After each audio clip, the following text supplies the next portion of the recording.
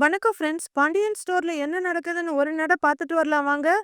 பழனியோடையும் மத்த 2 பசங்களோடையும் வெளிய வர்ற பாண்டியன், கூட வர்ற போலீஸ்கார்கிட்ட, "சார் நீங்க வேணா அக்கம் பக்கம் வந்து விசாரிச்சு பாருங்க. என் மவன் கதிர் எந்த வம்பு தும்புக்கும் போகாதவன் சார். சொன்னா நம்புங்க சார். இவ்வளவு பெரிய பழியெல்லாம் அவன் மேல தூக்கி போடாதீங்க சார்." அப்படின்னு பாண்டியன் சொல்ல, "புரியாம பேசாதீங்க. இது சாதாரண விஷயம் இல்ல. பொண்ண கடத்தின விஷயம்." அப்படின்னு போலீஸ்காரர் சொல்றாரு. "சார் சார், கதிரால இந்த மாதிரி ஒரு விஷயத்த யோசிச்சு கூட பார்க்க முடியாதுங்க சார்." அப்படின்னு பழனி சொல்ல, "கேஸ் ஃபைல் பண்ணியாச்சு. இங்க நின்னு நேரத்த வேஸ்ட் பண்ணிட்டு இருக்காம போய் வக்கீல பாக்குற வழிய பாருங்க. பொண்ணு கேசுங்க. எப்படி அவ்வளவு சீக்கிரம் முடியும்?" அப்படின்னு சொல்லிட்டு போலீஸ்காரர் உள்ளர திரும்பிடுறாரு. "சார் சார்னு இவங்க எல்லாரும் கூப்பிட்டுட்டு இருக்காங்க." பழனியோட போன் ரிங்காக எடுத்து பார்த்துட்டு, "மச்சான் அரசி தான் கூப்பிடுறா.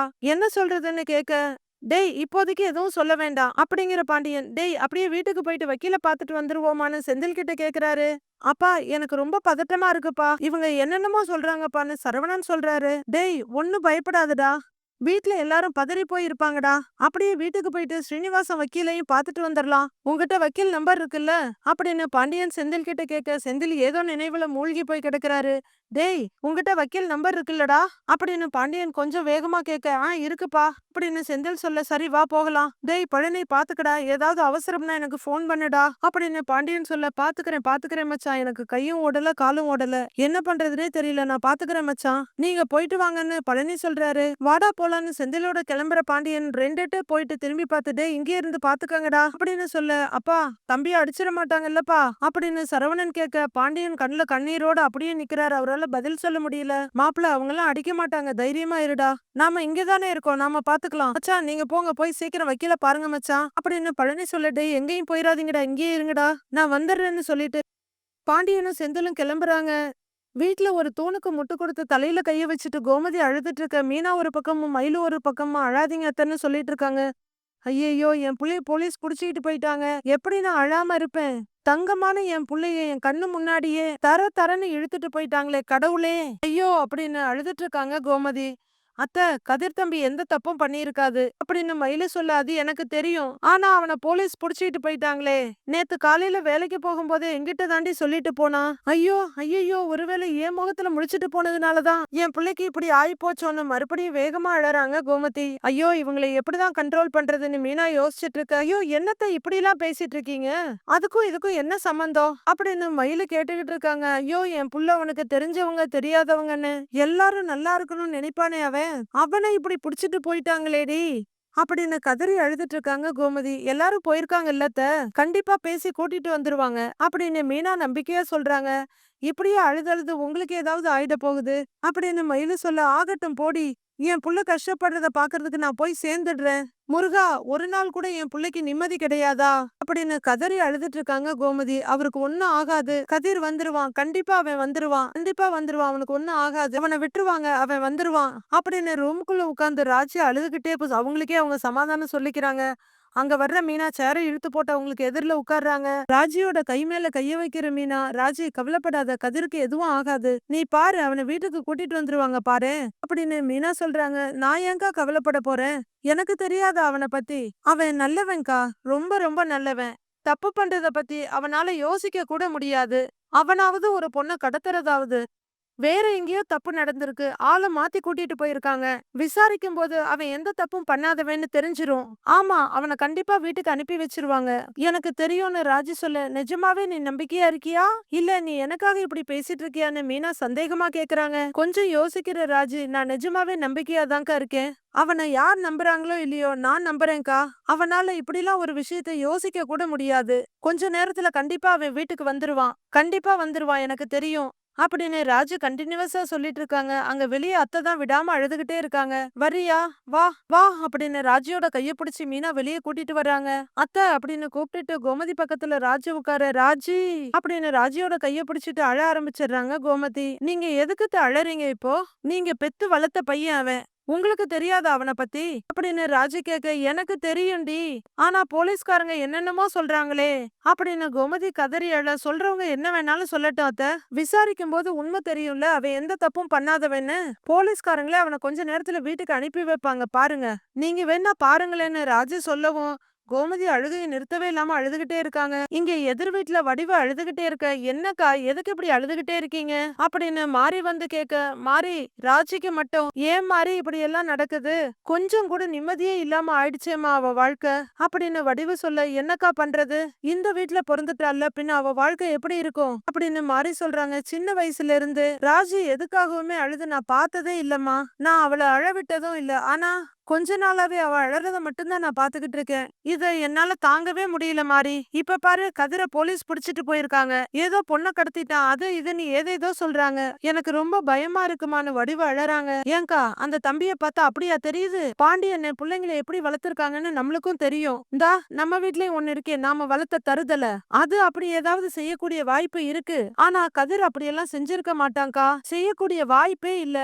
நீங்க வேணா பாருங்க. இன்னும் கொஞ்ச நேரத்துல பாண்டியன் கதிர கூட்டிட்டு வீட்டுக்கு வர்றாரா இல்லையான்னு பாருங்க அப்படின்னு மாறி சொல்றாங்க. ராஜு அழுதுகிட்டே நின்னதுதான் இன்னும் என் கண்ணுக்குள்ளேயே நிக்குது அப்படின்னு வடிவு சொல்ல, எல்லாமே சரியாயிடும்கா. கதிர் தம்பி கண்டிப்பா வெளியில வந்துருவாரு. நீங்க கவலையே படாதீங்க. ராஜு சந்தோஷமா இருப்பா அப்படின்னு மாறி வடிவுக்கு ஆறுதல் சொல்லிட்டு இருக்காங்க. பாட்டி சாமி கும்பிட்டுட்டு இருக்காங்க. இன்னும் எம்பட்டு நாளைக்கு தான் எங்களை இப்படியே சோதிச்சுக்கிட்டே இருக்க போற? என் பொண்ணு என் பேத்தின்னு தலைமுறையா கஷ்டப்பட்டுக்கிட்டே இருக்காங்க. அத நான் பாத்துக்கிட்டே இருக்கணுமா? ஏன்பா, ஏன் எனக்கு இப்படி ஒரு தண்டனை? அப்படி நான் என்ன பாவம் செஞ்சேன்? கொஞ்சமாவது எனக்கு மன நிம்மதியை கொடுக்க கூடாதா?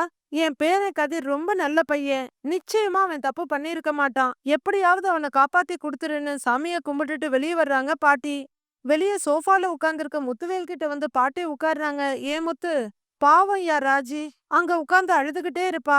ஏதாவது பண்ணையாங்கிறாங்க பாட்டி காந்திமதி. நான் என்ன பண்ணணும்னு முத்துவேல் கேட்க, ராஜு புருஷன் எந்த தப்பும் பண்ணிருக்க மாட்டான். அவனை வெளியே கொண்டு வர்றதுக்கு ஏதாவது பண்ணையாங்கிறாங்க பாட்டி. நான் அவனை வெளியே கொண்டு வரணுமா? ஏன் நானா அந்த பொறுக்கிக்கு அவனை கல்யாணம் பண்ணி கொடுத்தேன்? திமிர் புடிச்சு ஓடி போனா இல்ல, அனுபவிக்கிட்டுங்கிறாரு முத்துவேல். இல்லையா நான் வந்து பாட்டி ஏதோ சொல்ல வர உச்சு கொட்டிட்டு அங்க இருந்து வேகமா எழுந்து போயிடுறாரு முத்துவேல். கதிரோட 2 கையையும் கட்டி நிக்க வச்சிருக்காங்க. உண்மையை சொல்லு, கடைசியா அந்த பொண்ணு உங்கூட தான் கார்ல வந்திருக்கு. என்ன பண்ண அந்த பொண்ணுன்னு இன்ஸ்பெக்டர் கேட்டுட்டு இருக்காரு. பத்திரமா அந்த பொண்ணு அவங்க வீட்ல கொண்டு போய் விட்டேங்க சார். இத தவிர வேற எதுவுமே பண்ணல அப்படின்னு கதிர் சொல்றாரு. ஒரே பொய்ய திரும்ப திரும்ப சொல்றதுனால உன்னைய நல்லவன்னு நம்ப மாட்டோம். உன் பேர் என்னன்னு இன்ஸ்பெக்டர் கேட்க, அதான் முன்னே சொன்னேங்க சார், கதிரவன் அப்படிங்கிறாரு கதிர். எத்தனை நாளா வண்டி ஓட்டுறேன்னு கேட்க, 6 மாசமாங்கிறாரு கதிர். என்ன படிச்சிருக்கேன்னு கேட்க, படிச்சிட்டு இருக்கேங்க சார்ங்கிறாரு கதிர். படிச்சிட்டு இருக்கியா அப்படின்னு இன்ஸ்பெக்டர் கேட்க, ஆமாங்க சார். ஆமாங்க சார், காலேஜ்ல படிச்சுட்டு லீவு நாள்ல வண்டி ஓட்டிட்டு இருக்கேங்கிறாரு கதிரு. ஓ, லீவு நாள்ல பொண்ணுங்களை இப்படி கூட்டிட்டு போறதுக்காக வண்டி ஓட்டுறியா?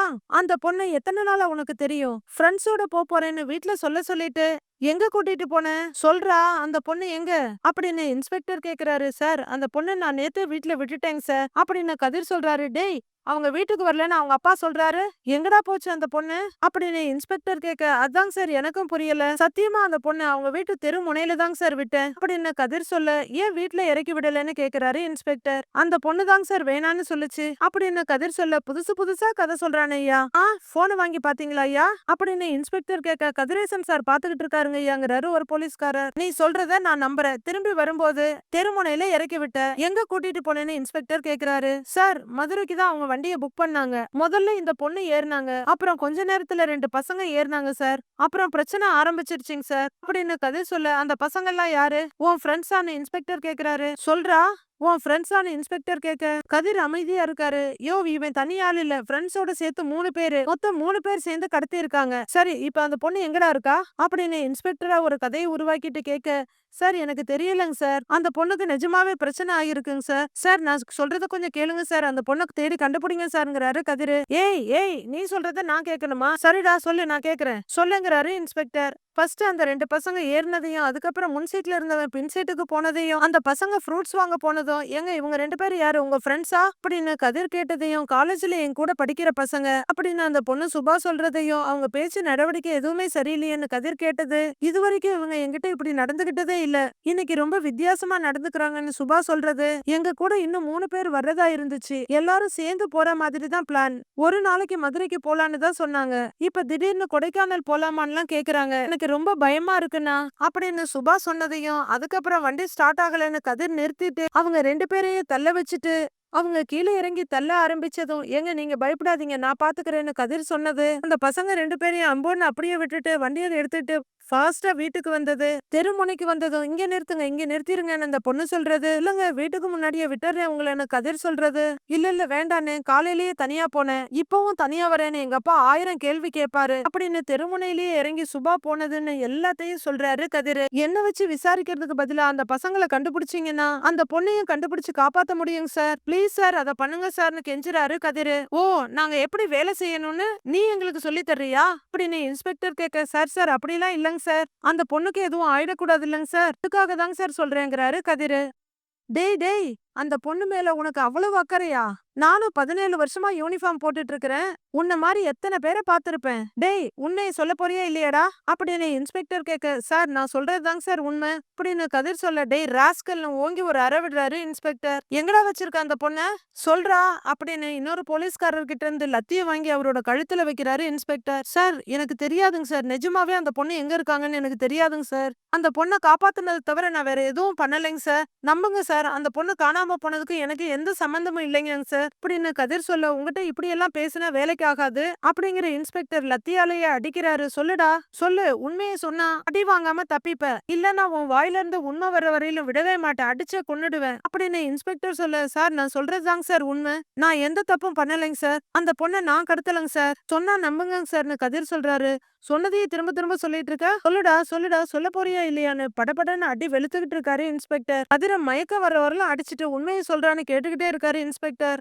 சக்திவேல் தாயும் பையன்கிட்ட, ஏண்டா நடக்கிறதெல்லாம் நமக்கு சாதகமா தானே இருக்கு, ஏண்டா கடத்தல் நிரூபணமானா என்னடா பண்ணுவாங்கன்னு பையன்கிட்ட கேட்டுட்டு இருக்காரு. எப்படியும் ஒரு 7 வருஷம் உள்ளர வச்சிருவாங்கப்பான்னு குமரவேல் சொல்றாரு. அவன் ஒரு 7 வருஷம் உள்ளர இருந்தா நல்லாதான் இருக்கும். அத நினைச்சு கோமதியும் ராஜியும் அழுவாங்க. அத நினைச்சு அண்ணன் அழும். பாண்டிய வீடு எடை உழுந்த வீடு மாதிரி ஆயிடுமேடா, பாக்கறதுக்கே அது கண்கொள்ளா காட்சியா இருக்குமேடா அப்படின்னு சக்திவேல் ரசிச்சு பையன்கிட்ட விவரிச்சிட்டு இருக்கப்ப செந்திலும் பாண்டியனும் வர்றாங்க. அவங்கள பாக்குற சக்திவேல் உடனே வாய்ஸ ரைஸ் பண்ணி, ஏண்டா 1/2 கிலோ அரிசியை பருப்பு வித்து வாழ்க்கை நடத்த முடியாதவன் தான் மருமவள எல்லாம் வேலைக்கு அனுப்புனான், அதுவும் வேலைக்கு ஆகல போல இருக்கே, அதனாலதான் புது பிசினஸ் ஆரம்பிச்சிருக்கானோ, கடத்தல் கடத்தல் பிசினஸ் ஆரம்பிச்சிருக்கான் அப்படின்னு சக்திவேல் சத்தமா சொல்லிட்டு இருக்க. புரியலப்பா நீங்க சொல்றதுன்னு குமரவேல் கேட்டுட்டு இருக்காரு. பாண்டியனும் செந்திலும் ஏற்கனவே பயங்கர சங்கடத்துல இருக்கவங்க கடுப்பாகுறாங்க. அந்த பொண்ணை கடத்தி வச்சு அவங்க வீட்டுல பணம் பறிக்க போறாங்கன்னு சொல்றீங்களா என்ன அப்படின்னு குமரவேல் கேட்க, ஏண்டா அப்படிதான் நினைக்கிறேன் அப்படின்னு சொல்றாரு. யோ வாய் இருக்குன்னு என்ன வேணா பேசாத, அப்புறம் நான் மனுஷனா இருக்க மாட்டேன்னு சத்தம் போடுறாரு பாண்டியன். என்னையா என்ன பண்ணுவ, அடிச்சிருவியான்னு சக்திவேல் துள்ள, என்னையா பேசுறேன்னு பாண்டியன் அடிக்கிற மாதிரி வேகமா வர்றாரு.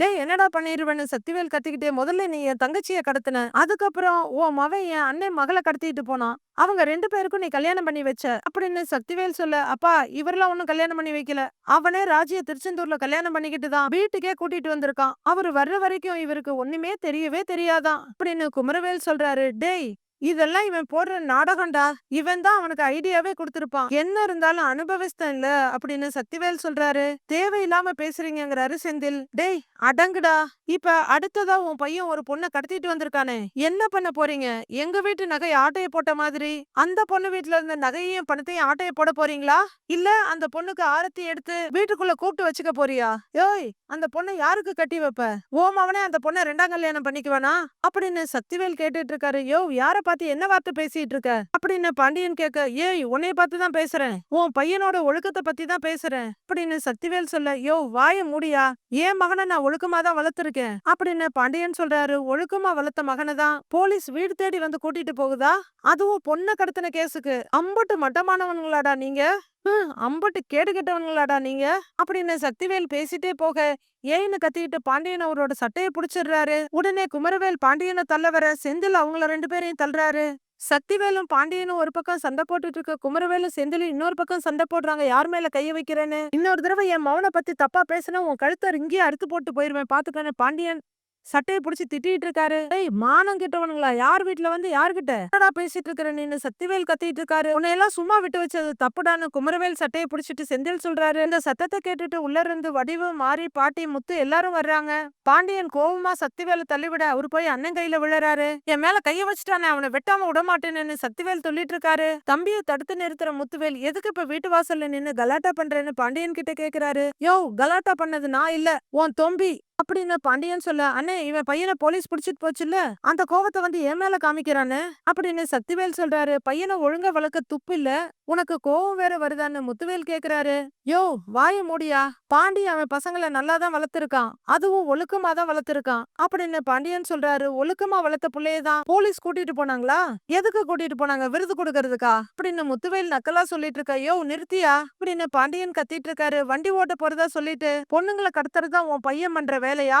இது எத்தனை நாளா? இதுக்கு முன்னாடி எத்தனை பேரை கடத்திருக்கான்னு முத்துவேல் கேக்குறாரு. யோ இதோட நிறுத்திக்க, அவ்வளவுதான் அப்படின்னு பாண்டியன் சொல்ல. டேய் வாய மூடுங்கிறாரு முத்துவேல். என் தம்பி ஒரு காலத்திலயும் அப்படி ஒரு காரியத்தை பண்ணிருக்கவே மாட்டான் அப்படின்னு செந்தில் சொல்ல. உன் தம்பிய நீதான் மெச்சிக்கணும்.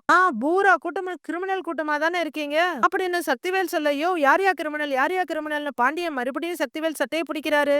குமரவேல் மறுபடியும் பாண்டியன் அடிக்க போக பலார்னு ஒரு அறை விடுறாரு. செந்தில் சொல்லிக்கிட்டே இருக்கேன் அப்படின்னு குமரவேலை புடிச்சு தள்ளி விடுறாரு. லேடிஸ் எல்லாருமே ஏற்கனவே இருக்க பிரச்சனை பத்தாதா, விடுங்கப்பா விடுங்க விடுங்க, ஏன்டா இப்படி அடிச்சுக்கிறீங்க அப்படின்னு பதறிக்கிட்டு இருக்காங்க. முத்துவேல் எல்லாரையும் பிரிச்சு விட்டுட்டு இருக்காரு. கோமதி, ராஜு, மீனா, மயிலு எல்லாரும் வெளியே ஓடி வராங்க இந்த சத்தத்தை கேட்டு. உங்களை கொல்ற போறேன் பாருங்கடா அப்படின்னு குமரவேல் சொல்ல. தொலைச்சிருவேன், யாரு மேல கைய வைக்கிற அப்படின்னு செந்தில் சத்தம் போட்டுட்டு இருக்காரு. இங்க பாருங்கய்யா, உங்களை மாதிரி எங்கிட்ட பணம் காசு வேணா இல்லாம இருக்கலாம், உங்களை விட எங்க குடும்பத்துல எல்லாருக்கும் ஒழுக்கமும் பண்பும் இருக்குதுயா. அடுத்தவங்களுக்கு எந்த கெடுதலும் செய்யாம, அடுத்தவங்களுக்கு எந்த கஷ்டமும் கொடுக்காம இன்னைக்கு வரல எல்லாம் நியாயமா தான் வளர்ந்துட்டு இருக்கோம். யோ இப்பயும் சொல்றேன், என் மவன் எந்த பொண்ணையும் கடத்தலையா, இத கண்டிப்பா நான் நிரூபிச்சு என் மவனை வெளியே கூட்டிட்டு வருவேன், அத நீ பாக்கதானே போற அப்படின்னு பாண்டியன் சவால் விடுற மாதிரி சொல்றாரு. கிளிப்பா, இவளை கடத்தின மாதிரிதான் அவளையும் கடத்திருப்பான். அப்ப நாங்க போலீஸ்ல கம்ப்ளைண்ட் கொடுக்கல, விட்டுட்டோம், இப்ப கொடுத்திருக்காங்க, உன் பையன் வெளியவே வரப்போறது இல்லங்கிறாரு முத்துவேல். யோ வருவாயா, அவன் வர்றத நீங்க எல்லாம் பாக்கதானே போறீங்க அப்படின்னு பாண்டியன் சொல்றாரு. பல நாள் திருடன் ஒரு நாள் மாட்டிப்பான்னு சொல்லுவாங்க, இன்னைக்கு அவன் மாட்டிக்கிட்டான், எல்லா தப்புல இருந்தும் தப்பிச்சிட முடியுமா என்ன அப்படின்னு முத்துவேல் பேசிக்கிட்டே போக. நிறுத்துங்கப்பா அப்படின்னு ராஜு கத்துறாங்க. என்ன அப்படின்னு மகளை பார்த்து கேட்க. கதிரை பத்தி தப்பா பேசாதீங்க, இப்ப நடந்த விஷயத்துக்கும் கதிருக்கும் கண்டிப்பா எந்த சம்பந்தமும் இருக்காது, அது மட்டும் இல்ல நீங்க திரும்ப திரும்ப சொல்ற மாதிரி கதிர் என்ன கடத்தலாம் இல்ல அப்படின்னு ராஜு கேக்குறாங்க. கல்யாணத்துக்கு முத நாள் எப்படி போனியா? பாக்குறவங்க எல்லாம் முகத்துல காரி மொய்யறாங்களே, நீ எவங்களுடைய கார்ல போனேன்னு அப்படின்னு சக்திவேல் சொல்றாரு. நான் எப்படி கிளம்பி போனேன், கிளம்பி போனதுக்கு அப்புறம் என்னெல்லாம் நடந்துச்சுன்னு எதுவுமே உங்களுக்கு தெரியாது சரியா? சும்மா உங்களுக்கு வாய்க்கு வந்ததெல்லாம் பேசிட்டு இருக்காதீங்க. கதிர் என்னைய கடத்திக்கிட்டோ தூக்கிட்டோ எல்லாம் போகவே இல்ல, நானா தான் திருச்செந்தூருக்கு போனேன்னு ராஜு சொல்லிட்டு இருக்க. கோமதி, மீனாவும் அதிர்ச்சியோட பாக்குறாங்க. அங்க எங்க கல்யாணம் எந்த சூழ்நிலையில நடந்ததுன்னு உங்க யாருக்காவது தெரியுமா? சொல்லுங்க தெரியுமான்னு ராஜு கத்திட்டு இருக்க. ஏய் ராஜி அப்படின்னு கோமதி பயத்தோட ராஜிய கண்ட்ரோல் பண்ண பாக்குறாங்க. எல்லாருமே ராஜியோட முகத்தையே பாத்துட்டு இருக்காங்க. ராஜி நடந்ததை சொல்ல போறாங்களா, என்ன நடக்க போகுதுன்னு நாளைக்கு பார்க்கலாம் ஃப்ரெண்ட்ஸ்.